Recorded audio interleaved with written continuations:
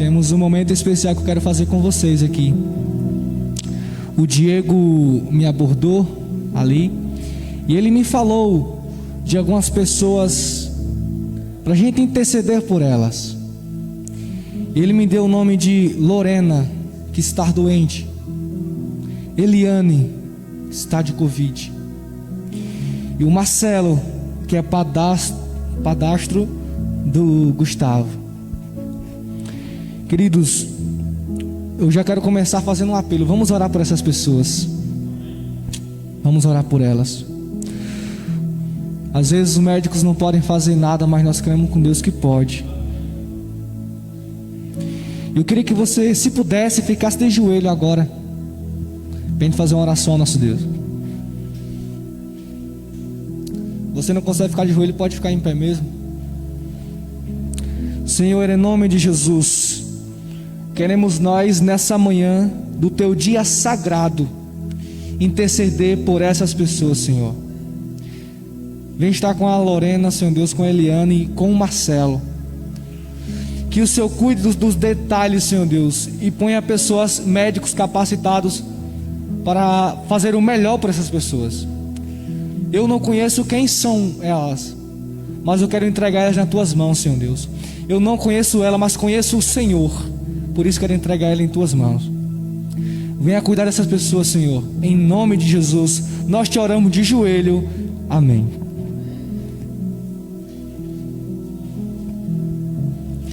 Queridos,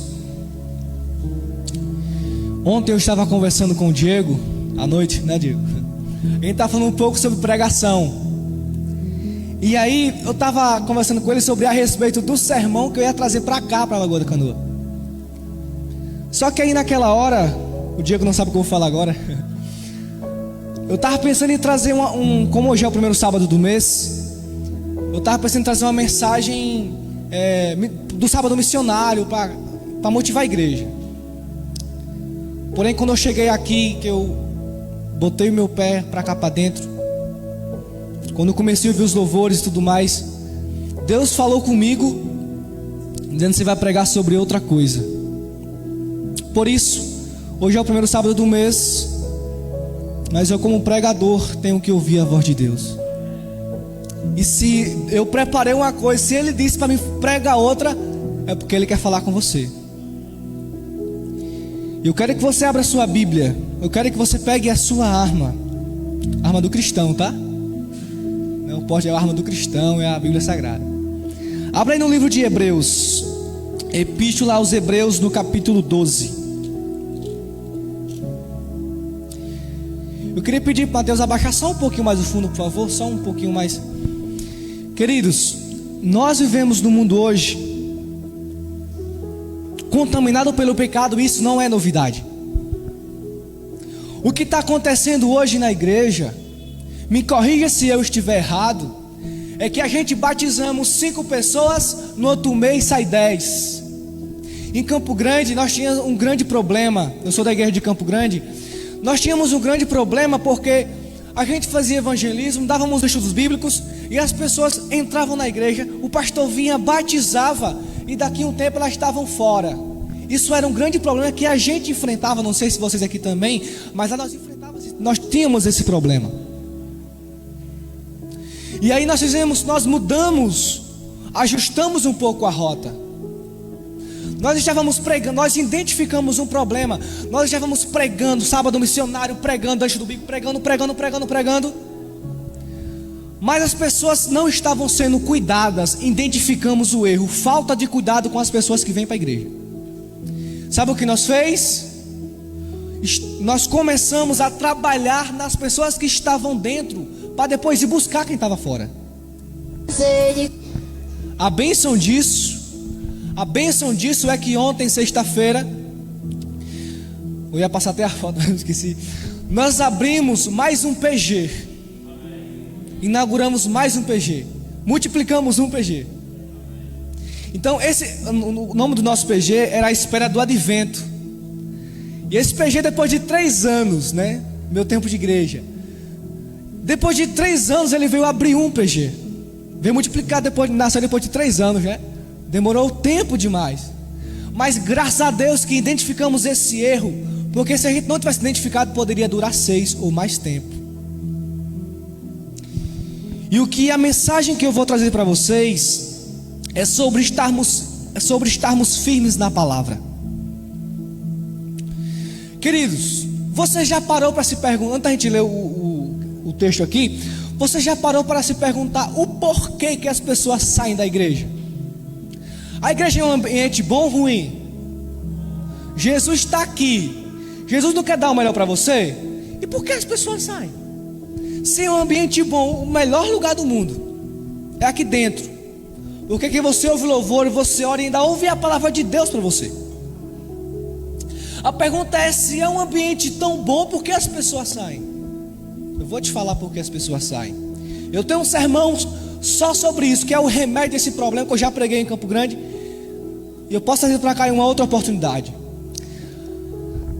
O maior motivo que faz as pessoas saírem da igreja, anote aí, é a falta do controle emocional. O que faz as pessoas saírem da igreja é a falta de controle emocional. Por quê? Porque as pessoas têm problema no trabalho, que eu não tenho. Se trabalha, tem problema na escola. Se você é o único adventista na família, tem os problemas da família. E se é adventista, também tem problema na família. Com os amigos. E na igreja também tem problema, ou não? Tem um bocadinho, né? Então assim, junta tudo isso e a pessoa não sabe o que fazer. Ah, vou chutar o pau na barraca, vou sair da igreja. Falta de controle emocional. Problema que surge na igreja, vai se resolver na praça ou na igreja? Aí a pessoa pega e vai misturando tudo e forma uma confusão na cabeça dela, e ela não sabe mais o que fazer. E o que ela pensa? Vou sair da igreja. Então um dos fatores, claro, existem outros, tá? Esse é o maior que eu vejo. Um dos maiores fatores que fazem as pessoas sair da igreja é a falta de controle emocional. Mas isso aqui é um título de um outro sermão que eu posso trazer em outra oportunidade. E agora eu quero que você abra, com essa breve introdução aqui, eu quero que você pegue sua Bíblia e abra no livro de Hebreus capítulo 12. Hebreus 12. Abre aí comigo. Hebreus capítulo 12. O versículo é o versículo de número 14. 12, 14. Há uma necessidade urgentíssima da gente estarmos firmes na palavra. Amém? Amém. Hebreus 12, 14 diz assim: siga a paz com todos e a santificação, sem a qual ninguém verá o Senhor. Olha aí o que Paulo diz aqui em Hebreus. Siga a paz e a santificação, sem a qual ninguém verá Deus. Um fato é, isso é inegável, que nem todo mundo que está na igreja vai ser salvo. Nem todo pregador vai ser salvo. Porque a Bíblia diz que nem todo aquele que diz Senhor, Senhor, vai entrar no reino do céu. Então nós precisamos, a chave para você entrar no céu é a santidade. E o que é a santidade? O que é viver em santidade? Em resumo, é fazer a vontade de Deus. Andar em santidade é você orar, primeiro ponto. Segundo, você está estudando a palavra, lição da escola sabatina, vir aos cultos, dar estudo bíblico, pregar. Isso é viver em santidade, que todas essas coisas você está fazendo a vontade de Deus. Então o que Paulo fala aqui, também podemos aplicar para a gente, é que nós temos que viver em santidade. Querido, nós vivemos num mundo muito corrupto. O mundo ele está cada vez mais trabalhando na sua perdição. O inimigo investe caro, o inimigo investe em tudo para te destruir. Eu quero que você pegue sua Bíblia e vá para João 10. Pegue sua Bíblia aí. Abra comigo. João 10. João 10. O verso também é 10. João 10, 10 diz: o ladrão, deixa eu ver aqui, vem somente para roubar, matar e destruir. Claro, aqui está dizendo que é o inimigo. Essa ilustração aqui. Então o inimigo, ele é o ladrão que vem roubar, matar e destruir. Eu falei aqui que o bem, nosso tempo é o bem mais precioso, queridos. Olha só, o tempo é a moeda mais valiosa do mundo. E o que você faz com o seu tempo vai definir quem você é. E aí, sabe o que o inimigo faz? Não vou deixar o Jefferson ler a Bíblia. Aí ele coloca um bocado de problema, muita coisa para fazer. E quando você termina essas coisas, você gasta o tempo e energia. Você está acabado, em outras palavras, né? E aí você não tem tempo para se alimentar da palavra. E aí acontece que depois que ele rouba o seu tempo, a consequência é que você fica fraco espiritualmente. E geralmente o mais fraco cai. Geralmente os mais fracos caem. E eu tenho certeza, Diego, que o inimigo ele está irado contra a igreja daqui da Lagoa da Canoa, porque nós proclamamos o evangelho, pregamos o evangelho e falamos da vontade de Deus e contra o inimigo. E ele não quer que você e eu façamos isso. Aí ele trabalha. Tanto é que tem pessoas que não estão aqui para ouvir essa pregação. Talvez esteja em casa ouvindo. Mas o fato é que temos um grande inimigo. Ele está irado. E ele quer te matar e te destruir. O seu pecado que você chama de prazer é um remédio que você está tomando que vai te matar aos pouquinhos. Saiba disso. Só que o verso não acaba por aí. A parte B do verso diz assim, ó: mas eu, Jesus, né? Mas eu vim para que vocês tenham vida de qualquer jeito. É assim que está aí? Em abundância. Sabe o que quer dizer isso? É você ter vida de sobra, de muita felicidade. Porém, queridos, nós temos que tomar cuidado com uma coisa, viu? Esse texto aqui, ele não está falando de teologia de prosperidade, não. Se você for fazer uma análise exegética desse texto aqui, que é uma análise profunda do verso, você vai entender que essa vida em abundância é só quando Jesus voltar. E esse verso, ele está em paralelo com o que diz Coríntios, que fala que nem olhos viram, nem ouvidos ouviram, o que Deus tem preparado para aqueles que o amam. E tudo isso é o que? É Apocalipse 21 e 22, Nova Jerusalém. Essa é a vida em abundância que Deus tem para dar para a igreja daqui da Canoa. Para você chegar lá existe um grande caminho, né? Para me sair de Campo Grande e vir para cá, teve que enfrentar até a chuva, ficar parado no posto ali até, enfim. Então, para você chegar lá, existe o caminho. E esse caminho é João 14,6. É seguir a Jesus. Ele é o caminho, a verdade e a vida. Então, meus queridos, o que a gente precisamos hoje? Precisamos pregar? Precisamos. Mas eu vou te dar uma chave mestra agora. Os extremos, já quero que você anote isso, que os extremos são perigosos. Eu ensino sobre pregação. E veja só, se você focar só em pregar, você vai esquecer de cuidar quem já veio para cá. E o que a gente tem que fazer? Um balanceamento, porque os extremos sempre são perigosos. Então você tem que pregar e cuidar. Pregar, cuidar. Essa é a melhor filosofia de pregação que existe. Eu dar um estudo bíblico, por exemplo, a pessoa se batizou ou benção, escola sabatina, e eu capacito ela para fazer o mesmo que eu fiz com ela. E quando ela está já evoluindo, aí sim eu vou partir para pregar para outra pessoa. É isso que precisamos fazer. Então, queridos, nós temos que pregar e também cuidar de quem está dentro. Porque se a gente não cuidar de quem está dentro, vai vir pessoas de fora para cá. 13 diz assim: e por se multiplicar a iniquidade, o amor se esfriará de quase todos. Aquele, porém, que perseverar, Mateus 24:14, aquele que perseverar até o fim, esse vai ser salvo. Amém? Aquele que perseverar até o fim é esse que vai ser salvo. Não é aquele que começou ou chegou até o meio, é aquele que concluiu. Paulo diz: eis que finalizou a carreira e a coroa da glória me aguarda. E a mesma coroa, claro, não é a mesma de Paulo, né? Mas você também vai receber uma coroa. Só que aí fala assim, o verso 12 fala: por se multiplicar a iniquidade. Não sei se você já parou para perceber, mas no contexto bíblico, iniquidade e pecado tem mais ou menos o mesmo sentido. Mas existe uma diferença entre pecado e iniquidade, eu vou te falar agora. Pecado é um ato contra Deus em si, individual. Iniquidade são multidões de pecados.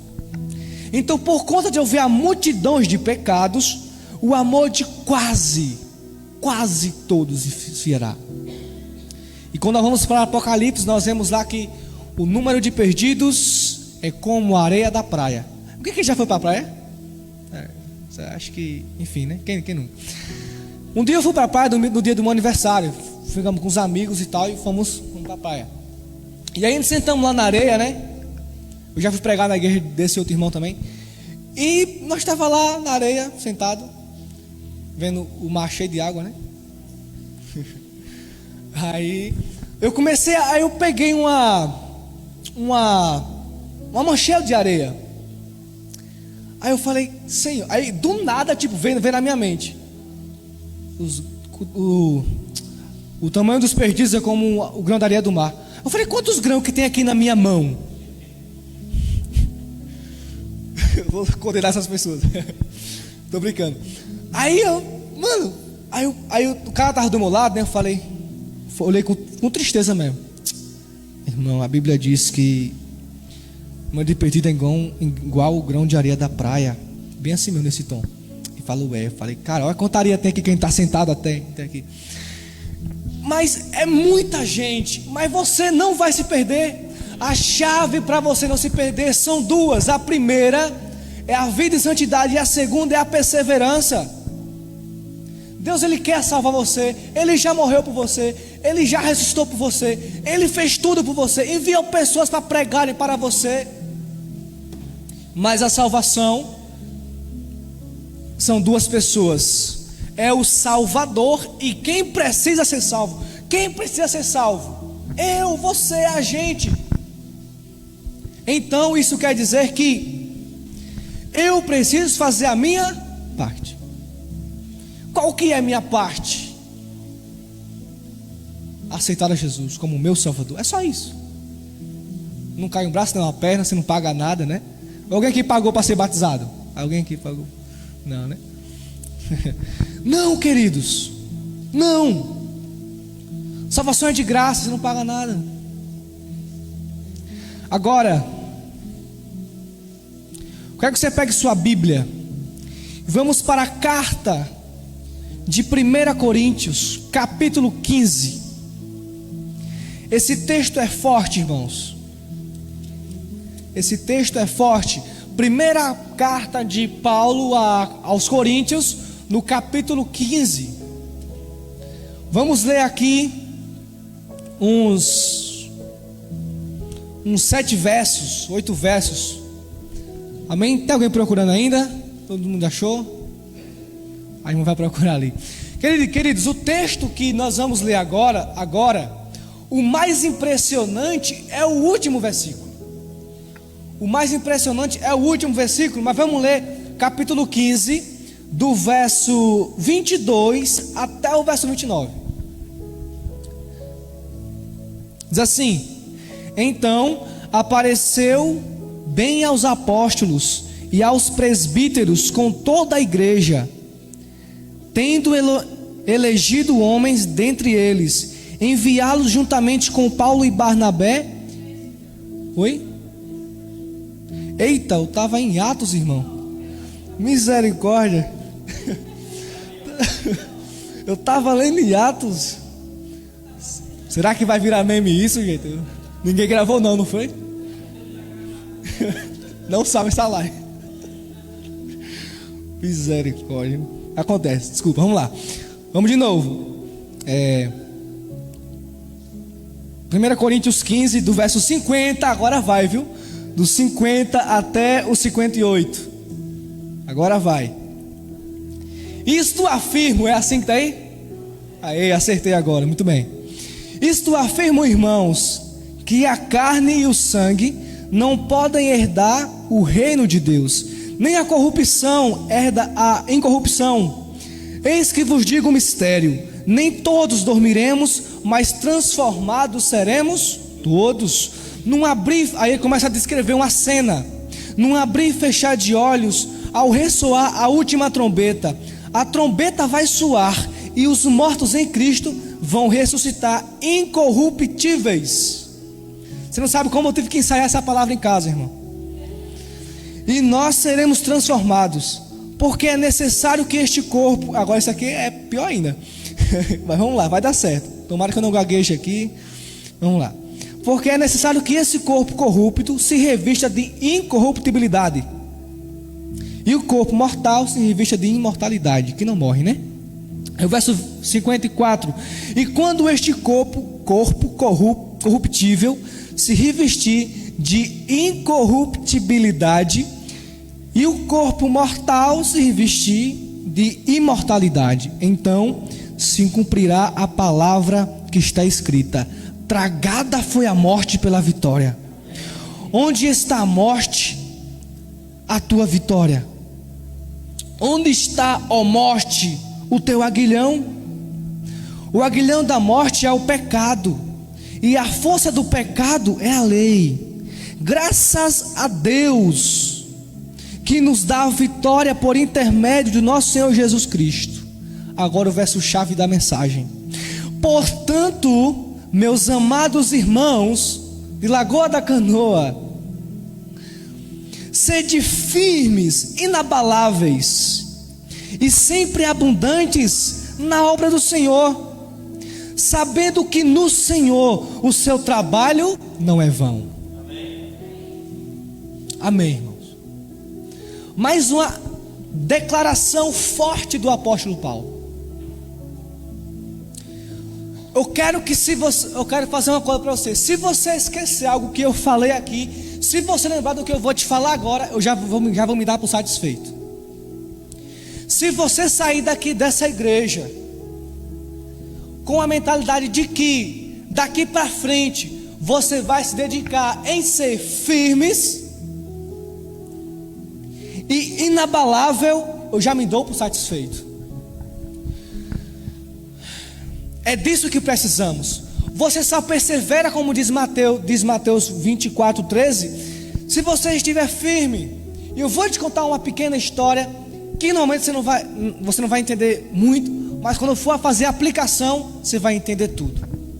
Não sei se você sabia, mas na China existe uma árvore que ela demora 7 anos para crescer. Eu te falei, você não vai entender quase nada agora, mas quando fazer a aplicação você vai entender tudo. Vamos lá. Tem uma árvore na China que ela leva 7 anos para crescer. E aí, rapaz, nos primeiros 5 anos de vida, ela cresce só para baixo, criando raízes. Só para baixo. O homem que plantou a árvore, ele passa 1 ano e não vê resultados. Já imaginou? Você pregando e não vê resultado nenhum, velho. E essa árvore ela cresce só para baixo. E passa o primeiro ano nada, segundo ano nada, terceiro ano nada, quarto e quinto ano também não vê nada, é só para baixo. E quando chega o 6º e o 7º ano, essa árvore milagrosamente ela cresce cerca de 100 metros para cima.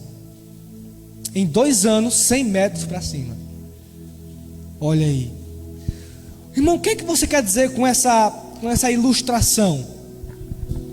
Às vezes você trabalha, dá estudo bíblico, faz visita, ora pelas pessoas e parece que nada acontece. Parece que nada acontece. E sabe o que acontece com isso? Quando você vive com essa sensação, poxa, eu faço tanto e não tem resultado, eu prego e as pessoas não vivem, eu faço isso e não dá certo. O que está acontecendo? Você pensa que o erro está em você. E aí você começa a se desequilibrar, pensar um bocado de besteira, pensar que Deus não te ama. Quando pensar que você pula fora do barco da igreja. O que acontece, queridos, é que o Paulo diz que o trabalho no Senhor não é vão. A segurança que eu, como pregador do Evangelho, tenho é que não importa se eu estou na igreja grande, pequena, já preguei em igreja grande, pequena, média, e eu dou o meu melhor ali, porque eu sei que a palavra que sai da minha boca não é minha, é movida por Deus. Então, saia daqui com essa certeza também, que o que você faz da igreja para Deus não é vão. O seu PG não é vão. Os seus estudos bíblicos, sua missão Caleb, pensamos em missão Caleb, não batizou ninguém, não foi vão, queridos. Talvez reavivou alguém que estava dentro da igreja precisando.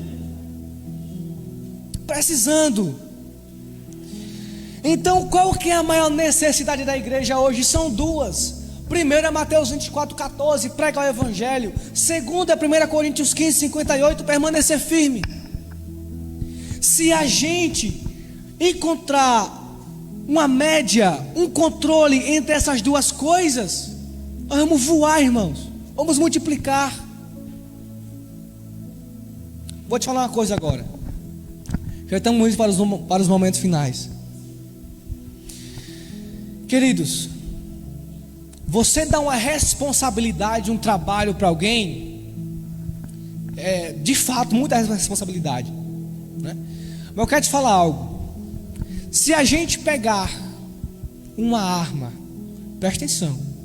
Se a gente pegar uma arma, vamos lá, 1.40, sei lá, e a gente der para uma criança que não sabe usar, ela vai fazer besteira, ou até tirar sua própria vida, porque não sabe, porque é uma criança, né? Criança. Agora, se você pega essa mesma arma e dá para um atirador já veterano, que já sabe daquilo, ele vai fazer bom uso? Claro que vai, porque ele já sabe daquilo. Então o que a gente precisa? Antes de você dar um ministério para alguém, dar uma função para alguém, investigue se ela tem a capacidade de dar conta da tal responsabilidade. E de novo, há uma necessidade urgente de estarmos firmes na palavra. A igreja de Campo Grande, ela tem hoje, pela atualização da secretaria, 23 membros. Nossa igreja tem 23 membros. E a igreja ela chegou em 2012. Até cá tem um bocado de aninho, né? Só tem 23 pessoas. Então, parece que a matemática não bate. Tem tanto tempo, tá atolada, choveu, atolou. Então assim, nós precisamos abrir nossos olhos e pensar, por que não está dando certo? Mais de, 8 anos, por que não está dando certo aqui? Então, queridos, nós precisamos ver as coisas, analisar o que está dando de errado, e aí apontar uma possível solução para aquilo. Então, de novo, nós precisamos firmar as pessoas que estão dentro, porque pode chover, pode vir vento, você vai permanecer firme na palavra. Não desanime, meu querido, minha querida. Você vale ouro, você vale sangue. Alguém que já levou algum corte que doeu bastante, um corte tipo, acho que algumas pessoas, né? Isso que tu passou, por mais doloroso que foi. Eu lembro de uma vez que eu estava jogando bola quando eu era pequeno, e aí eu caí num tijolo, e esse tijolo até hoje tem uma cicatriz aqui no joelho. E doeu muito. Jogando bola, eu acho que eu bati caí com o joelho no tijolo, pia, que coisa. Aí, né? Eu sei que, saiu bastante sangue, doeu que só. Mas imagine a morte de Jesus numa cruz. Um pedaço de pau, sei lá de quantos metros que tinha. E ele ser pregado com aqueles cravos na mão, Sabe quando você está cortando cebola, ver se corta o dedo assim? Imagina um negócio penetrar e tirar cada gota de sangue ali. Aí de uma coroa de espinhos grossos na cabeça. É isso que você vale. Você conhece alguém que morreria por você desse jeito? Não, eu não conheço. Alguém conhece? O que isso quer dizer? Que você é amado. Ponto. Você é amado por alguém que deu a vida por você. Alguém pode estar com um presente, mas alguém deu a vida no seu lugar. Profundo, né?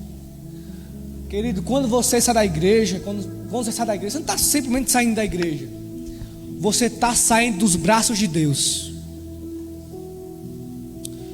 Quando alguém sai da igreja, ela não está saindo simplesmente da igreja, ela está saindo dos braços de Deus, dos cuidados dele. E é triste para quem é líder ver os seus liderados saindo da igreja. Para quem é diretor de PG, ver um PG se acabando. Ficamos tão felizes quando um surge, né? Mas em Campo Grande, ano 2019, morreu uns 2 PG. E é triste quando isso acontece. Então assim, eu tenho que buscar, mas tenho que firmar os meus membros também. Lá eu sou diretor, na igreja de Campo Grande, eu sou diretor de MIPs e sou também coordenador e líder de um PG. E eu estou cuidando mais da minha galera, podemos dizer assim, agora. Porque agora eu estou ligando para eles, esse ano estou ligando para eles, conversando quais são as dificuldades, do que eles precisam melhorar, se estão precisando de ajuda em algo, se tem algum ministério para se desenvolver, eu trabalho com eles. Então estou aqui multiplicando, graças a Deus, pelo menos, depois de 3 anos, né? Sabe, daqui a um mês tem outro, depois. Então assim, precisamos nós estar firmes. Queridos,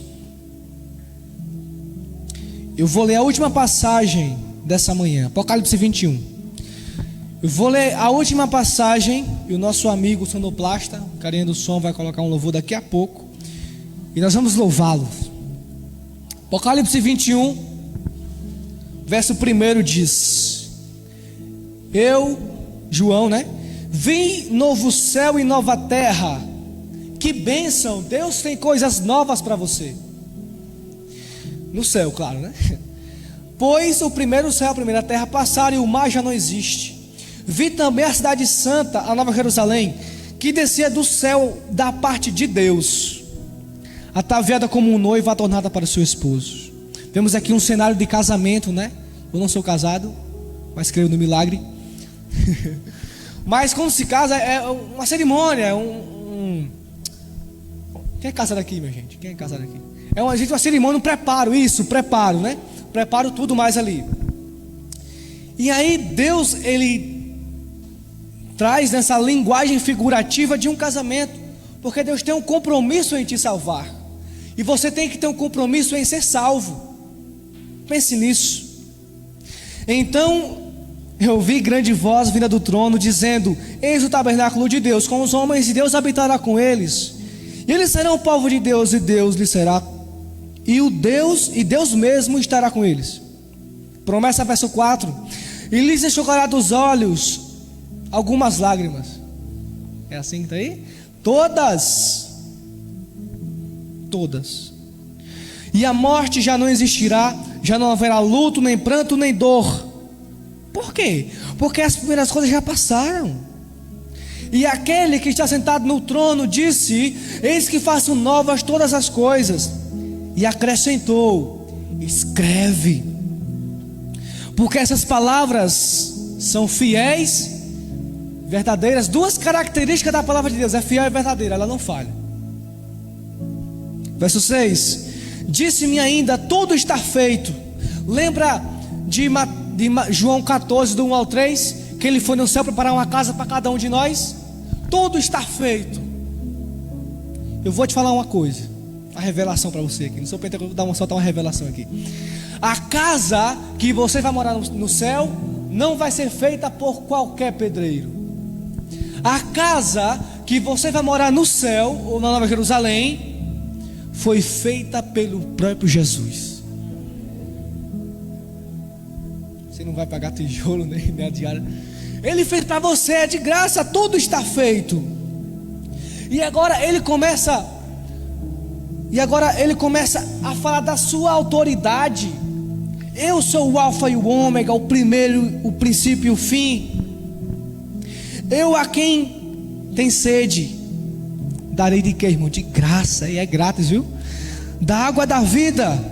Verso 8: e o vencedor herdará essas coisas, e eu lhe serei Deus, e ele será o meu filho. Essa é a promessa de Deus para você.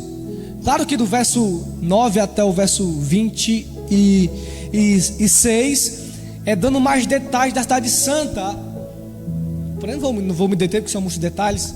Mas o resumo é que Deus foi no céu preparar uma morada para a igreja da Canoa.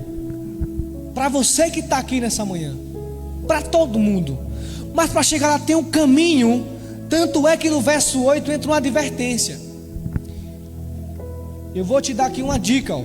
Não sei se você sabia, mas Apocalipse 21 é dividido em duas partes. Primeira parte é promessa, segunda parte é advertência. Percebemos isso fazendo uma análise exegética do verso 1 até o verso 7. Aí o verso 8 você percebe que ele dá uma pausa e diz assim: quanto porém aos covardes, e faz uma lista, aos incrédulos, aos abomináveis, aos assassinos, impuros, feiticeiros, idólatras e aos mentirosos, a parte que lhe cabe será o lago que arde com fogo e enxofre. Essa é a segunda morte. Aí do verso 9 até o 26 é mais promessa. Então pega essa dica aí do capítulo 21, que é dividida em duas partes, promessa e advertência.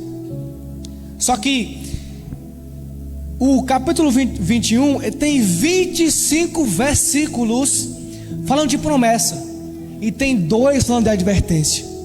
Sabe o que significa? Que o que Deus tem para lhe dar vale muito mais do que a sua obediência. Isso é o que nos ensina numa análise mais aprofundada do capítulo 21 de Apocalipse. O Apocalipse, irmão, não é somente um livro de destruição ou de guerras. Mais do que isso, ele é um livro de esperança. Por quê? Como podemos afirmar isso? Porque no desenrolar desde o capítulo 1 do Apocalipse até o capítulo 22 vem falando de algumas guerras, e principalmente o capítulo 13 ali, que é perseguição e tal.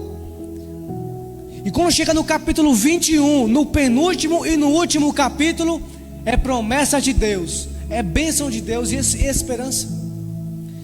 Então, mais do que um livro que fala de guerra e destruição, ele é um livro de esperança. E a atividade que eu quero que você faça depois desse sermão é que você saia daqui com 2 visões, com 2 objetivos. Eu quero que você saia dessa pregação com 2 únicos objetivos. Primeiro deles, busque a cada dia estar mais firme na palavra. Segundo objetivo, lute a cada dia para você ser inabalável. Essas 2 coisas. E agora vou pedir para o nosso amigo Mateus é o nome dele, né? Colocar o louvor lá, não desanimamos, acústico Novo Tempo. Queria que você ficasse de pé agora. Ficasse de pé para te louvar o nosso Deus. Tenho certeza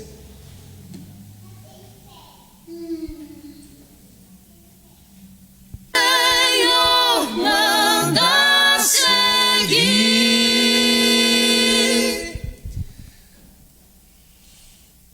seja feito até o fim. Jogo a rede, eu vou pregar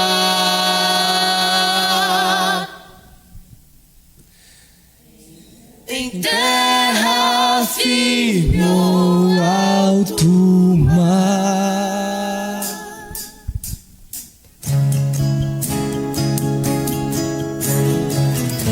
Tem que aumentar só um pouquinho mais.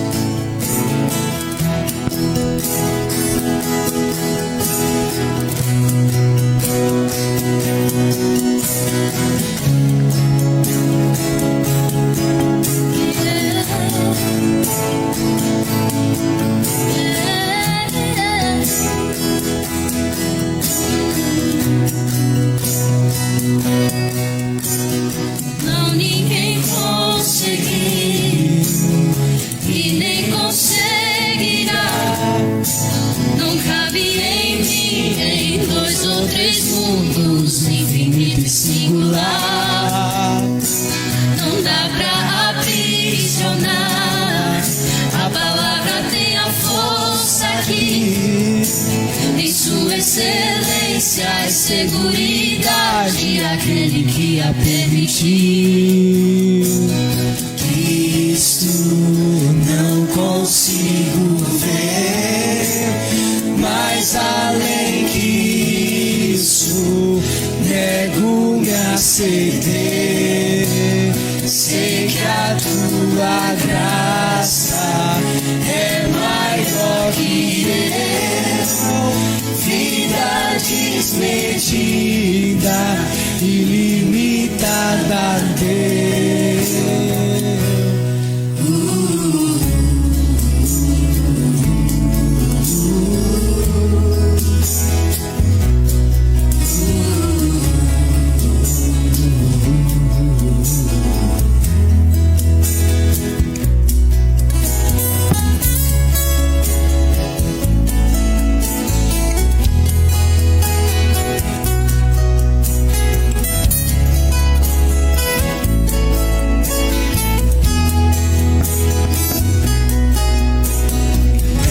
Pensaram que me fariam recuar. Agora é pesada e a tribulação É leve e já vai passar. Tudo que acontece a mim fará com que o meu Senhor seja conhecido. Mais vale tua vida em mim do que a minha dor.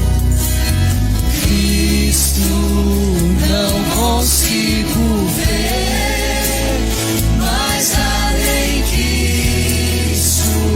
Nego-me a ceder. Sei que a tua graça é maior que eu. Vida desmedida, ilimitada, Deus.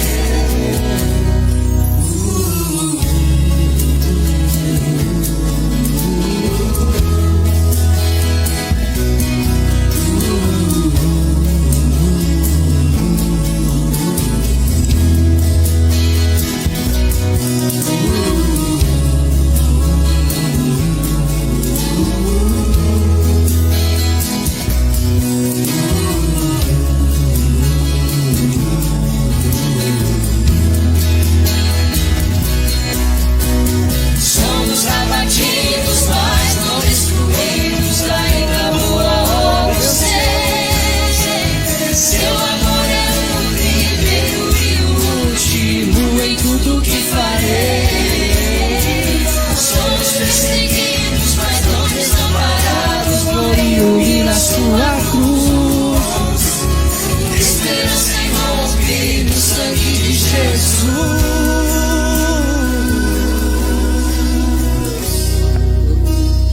Não consigo ver isso, não consigo ver mais além que isso.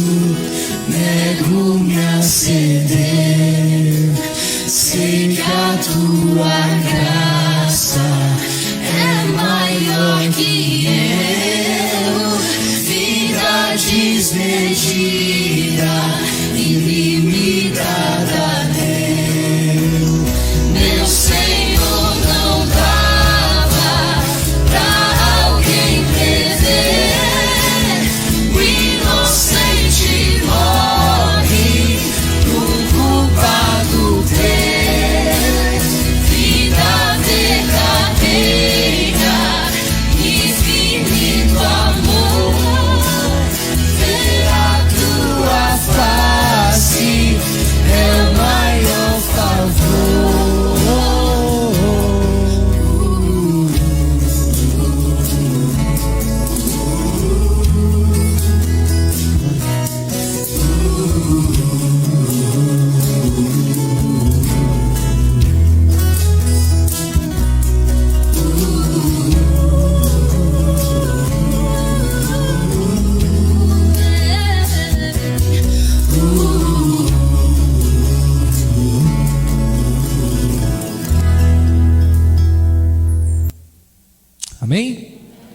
Canção bonita, né? Viemos viver também o que essa canção prega. Não vamos desanimar, não vamos fraquejar, não vamos parar no meio do caminho. E se a gente parar no meio do caminho, vamos pedir ajuda para o Diego vir ajudar.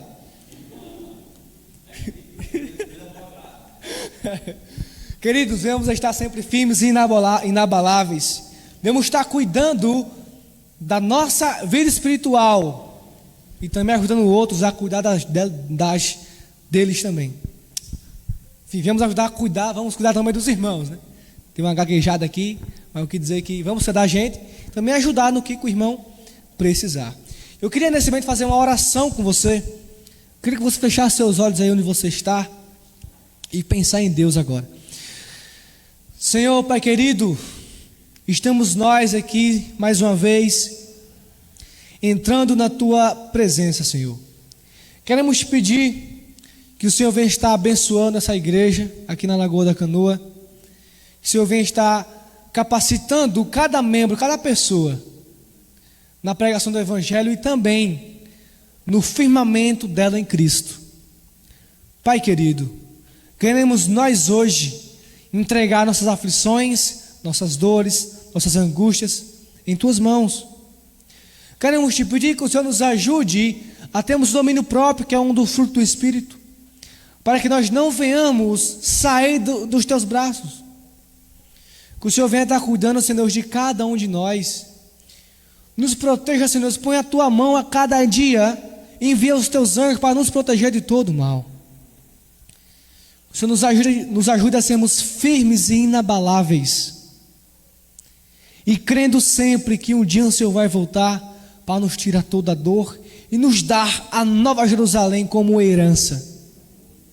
Senhor, cuida dessa igreja, cuida, Senhor, de cada homem, de cada mulher que é Teu representante aqui. Que o Senhor venha estar ajudando-nos, que onde quer que eles estejam, eu está honrando o Teu nome.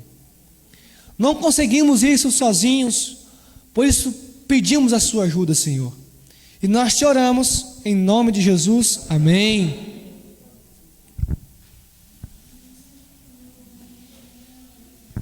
Diego. Vai para a porta aí? Ou não? Ah, tranquilo.